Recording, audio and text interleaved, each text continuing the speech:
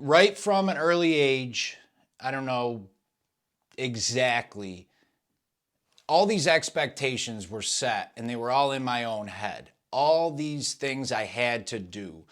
I did very well in sports. I did pretty good in school, but nobody, of course, you got coaches, teachers pushing you to do well, but I set all these other expectations in my head that had to do this, this, and this. Because of that, I had all this outside, I shouldn't say outside, I guess inside pressure set on myself. Then the first time I could drink, I just loved it. First time I was in Myrtle Beach with a buddy of mine. We hung out with a couple girls the day before at the hotel next to us. Some girls from Webster too. Probably, I think I was 13. And it was just awkward. 13-year-olds flirting, anxiety, blah, blah, blah. And, I just left and it's whatever. It was what it was. The next night, we got some alcohol. We got a bottle of vodka. His older brother found it and did the good older brotherly thing. Took our vodka and bought us beer. So whatever, we had the beer, took it down. We hated it so much that we were putting sugar packets in it, but we got it. And I just remember going there that night, hanging out with the same girls from the night before, and it was like, wow, I love this. The anxiety's gone. I'm talking, I'm smooth, I'm this, I'm that. I have no idea how I was really acting, but that's what it felt like. And I loved it. From that point on, it was like, whatever you put in front of me that's going to keep Kyle out of Kyle's head is wonderful. Let's go. I'm game. Let's try it. That was a lot of how high school went.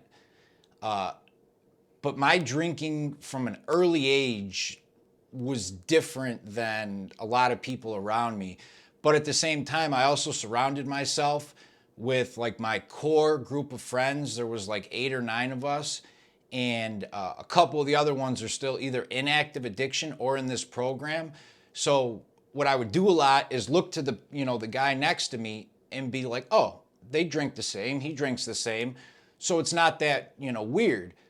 But at the same time, these 3 guys are all in this program right now, and 16-year-olds, taking down an entire bottle a night is not normal.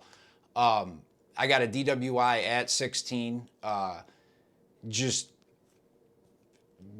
from being an idiot and thinking I was good to drive, and that was a sign too, but of course I didn't understand it at the time or comprehend it.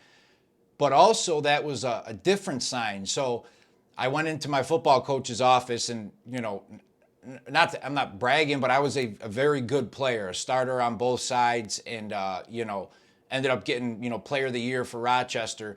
So they wanted me on the team. But I went into his office, told him I got the DWI. The athletic director was like, all right, kick him off the team. That's it. We can't have 16-year-olds getting DUIs. 2 days later, they call me in and they're like, all right, we had a talk. We're not going to kick you off the team, but you got to go to 5 AA meetings and report back. So, that's what I did. But the whole conscious and unconscious message I received was, I keep producing outside stuff and I'll get away with, these consequences. That also happened with, school. I always got good grades. But I always figured, okay, so if I always get B's and A's, my parents stay off my back, teachers stay off my back, coaches stay off my back. If I produce on the field, the coaches stay off my back. If I got a part-time job, everyone thinks things are going well. So even though I wanted to do these things and do the right thing, I also understood by doing all that, I can get away with a lot more. I also started to get hurt in high school football. Concussions, mainly, the typical, bumps and bruises here and there. But I started to get some concussions. And what I did is I had, again, these expectations in my own head that I got to be, I can't let the team down. I can't take this time off, blah, blah, blah. So whenever they'd say, how you feeling the day after, 2 days after, I'm still, feeling like shit. And I'd lie just to get back on the field, not let them heal. That was, a big start. when I go to college, I get more concussions. I played college football, and same, basic thing. Throughout that whole time in high school, I, started to navigate into drugs too. A lot of coke, ecstasy, shrooms, whatever. Whatever was available, we were willing to try it. Painkillers, whatever. And but now that I'm getting hurt, I also start getting a script legally. So I'm taking that with drinking in college and just going pretty hard. Outside things are looking pretty good. Inside, I'm an absolute disaster. What happened was they pretty much gave me an ultimatum, or they were like, all right, you've gotten enough concussions now to where NCAA protocol, you got to sit out for a full year. I decided at that point I'm going to just quit because I want to have some brain cells left at some point in my life, and I got to sit out a full 365 days anyway. That was after my 5th concussion. So I go home to see a neurologist in Rochester, and I went to school in Pennsylvania.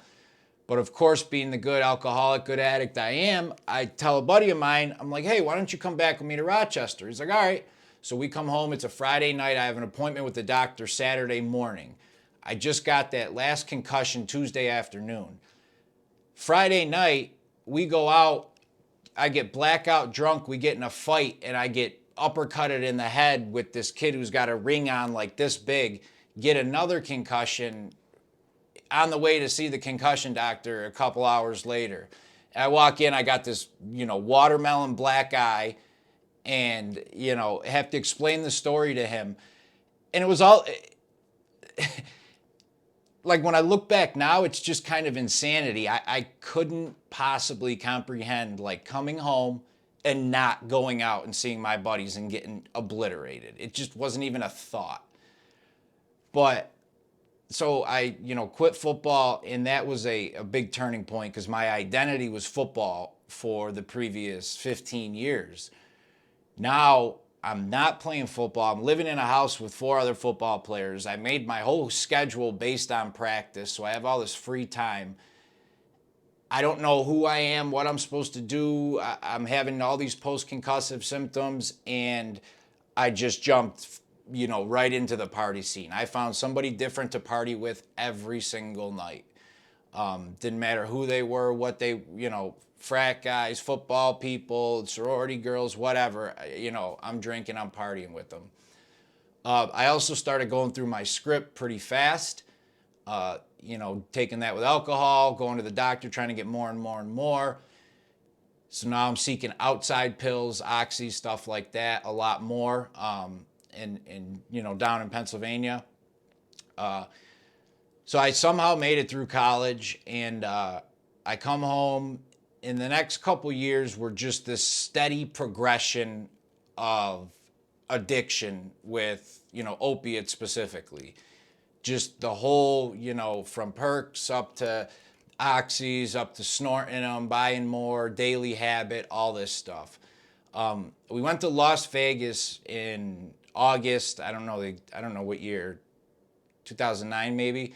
And I remember it was the second or third day there, and everyone's partying, having a blast, and I'm in my bed at 2 p.m, just feeling like shit. And that was the first time I realized I got a daily habit. I'm addicted. I am in full-blown withdrawal. I'm not partying. I'm not doing anything.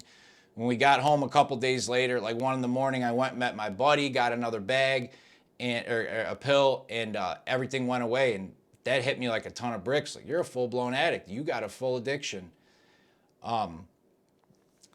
Tried the geographical cure. I moved to Baltimore with a couple of buddies of mine from college who were down there selling life insurance, and figured, that would work.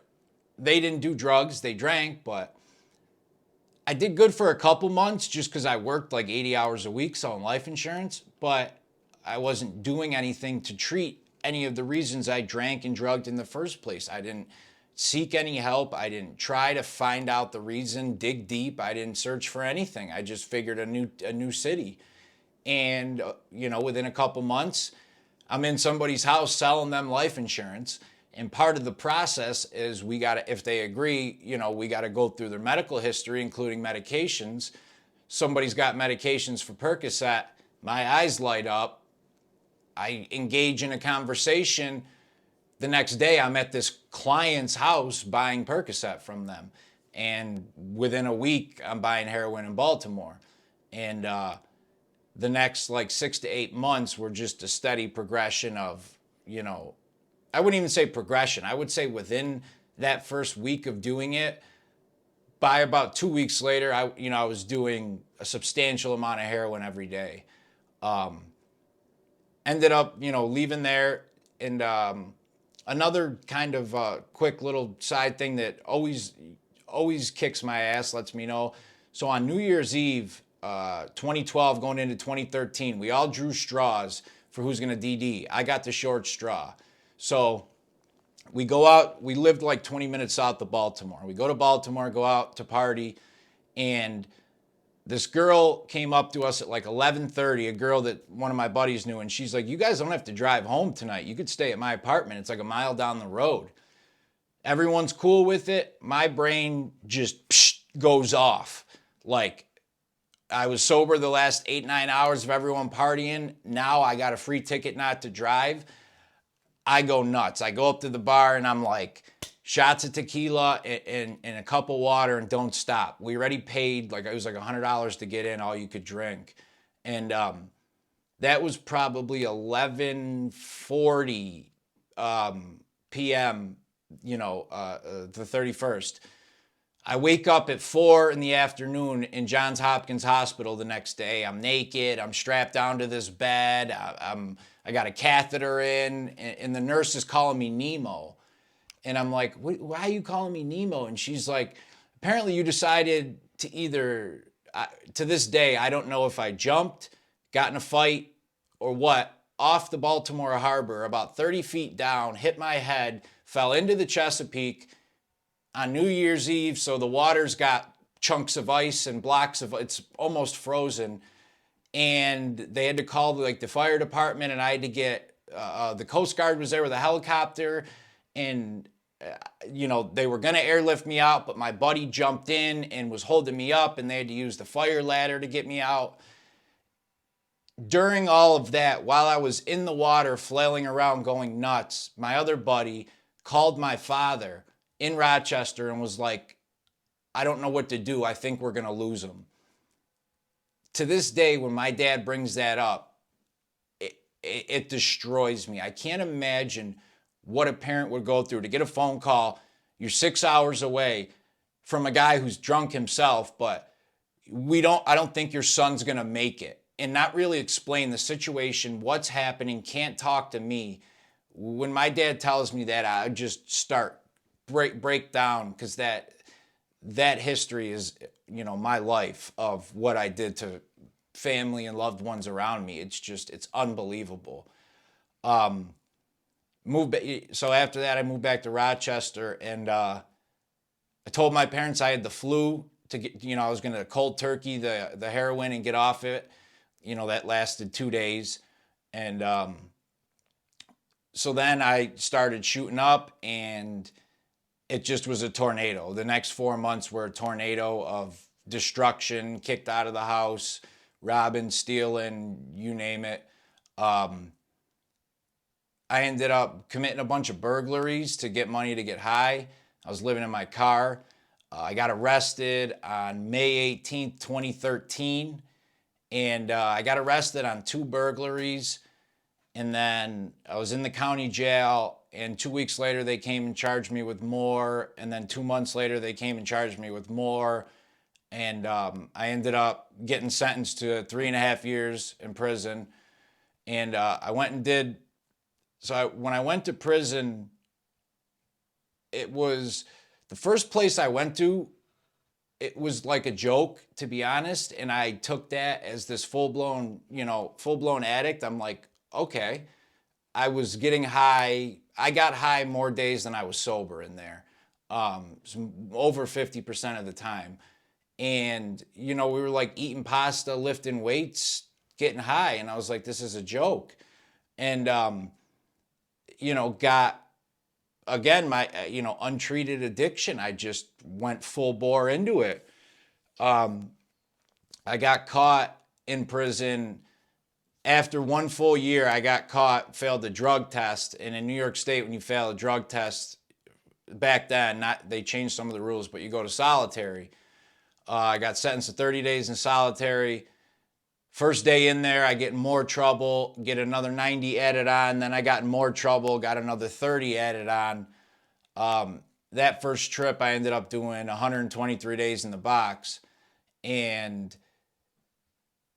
that was the total opposite of the year prior I just had. It was from something that was, for lack of a better term, pretty easy. Just kind of lifted weights, got high and hung out, played cards, to the worst hell I've ever experienced, hands down, on this entire planet. It crushed me in there. Just suicide attempts, insanity, just pure everything. Because of that, I was also on their radar now. So when I got out, I went to a new spot, and I was literally sitting on my bed shaking because I'm half brain dead from the 4 months of isolation. And the only thing I could think of to relieve it is get high. But if I get high, it'll send me right back. And I'm on my bed shaking, like, don't know what to do. And I was gonna try to figure out a way to kill myself, and somebody offered me some weed to get high in the bathroom. So I ended up getting high again. Not even 28 days later, exactly 28 days later, I was back in solitary doing another 5 months for drug use. That was the cycle of my last 2.5 years in prison, was mostly solitary. And it was just, insanity, like a pure black hole of depression and insanity, talking to the wall, losing my mind, insanity, pure insanity. When I got out, they, I didn't really change anything, and relapsed and got a parole violation, went to Willard, which is like a prison boot camp here in New York State. It's basically taking Army boot camp without the weapons. It's what it is. That was actually the best thing that could have happened to me. And something about that, when I got in trouble, I was in the county jail again, looking around like, I told myself 1,000 times I'd never be back here. I didn't even make it 6 months out of prison, and I'm back. I called my parents, and the phone call I had with them, their tone was different than I've ever heard. It was just, they were like, we're planning your funeral. We don't know what to do. They had enough. Something about that just kind of kicked my ass. It changed something. I went to that boot camp place, which was exactly what I needed. Somebody telling me what to do every second of the day for 4 months was exactly what I needed. And when I got out, I tried something different. I went to some meetings. I met people. I met a sponsor. I looked for a guy. They kept telling me, you need to get a sponsor. So I saw a guy that looked like me, talked like me. I was like, hey, be my buddy. I'll ask him to be my sponsor. So I went up and asked him, and he's like, no, but ask that guy. And it's a guy who doesn't look like me, doesn't talk like me. He's a lot older than me. And I'm like, I don't know him. And he's like, ask him. And I end up asking him, and he's been my sponsor for almost 4 years. And it was the best, like a God moment of just, that's the exact person I needed in my life. Since being with, I did relapse, or Thanksgiving of that year. And, when I look back, I could find all the reasons why. Cut down my meetings, getting complacent, not calling, my sponsor, not doing things I'm supposed to, consistently with, my program work, working out, meditating, all these different things that always kept me in check. All the things that got me sober, to me, is insanity when I stopped doing them thinking I'm going to stay sober. That was just like, but I totally get it because, for me, it's like human nature. Things are going well. Maybe I don't have to go this often. Maybe I don't have to blah, blah, fill in the blank. But I know now I absolutely have to every single day. My sobriety is rented on a day-to-day basis depending on the work I put in. I know that for a fact. Since then, it is a just unbelievable shift in life, just in enjoying life and being happy. There was definitely fun times when I partied, but when I really look back, the last 5, 6 years, few and far between. And even prior to that, half of it I was blacked out, half of it I don't remember. Then even if it was a 5, 6 hour fun party, I'm hungover for a day. Then I got to drink to get rid of the hangover. I got to take oxys to get rid of that part of the hangover. Then I'm so tired and out of it, I'm doing coke to try to get up to go to school the next. Like this just roller coaster of insanity. And I'm so glad I do not have that ball and chain today to be attached to that. Things like, I would work extra hours to get money for oxy, but then have to spend that money on coke to get energy to work 75 hours a week. But then when I'd come home, I'd be so wired, I would need drugs to come down. And I think about these cycles and it's just pure insanity. It's just nuts. But that's me. That's my thinking. That's my brain. AA specifically has changed my life, been a absolute huge, unbelievable. The people, everything about it, all, following the program, the steps for me as my program works. And then dogs. I'm a huge animal lover. My dogs are, guys in jail used to bust my balls because, I see the dog, cat, or the bunny.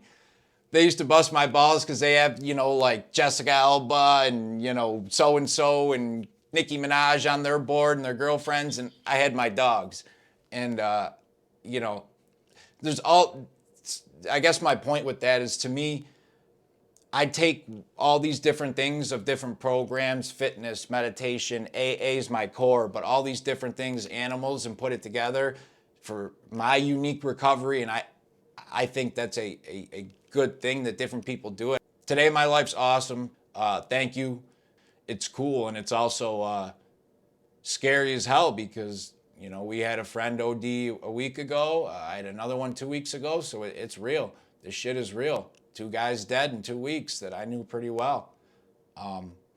So thank you everyone for being here. That's all I got. And thanks for letting me share.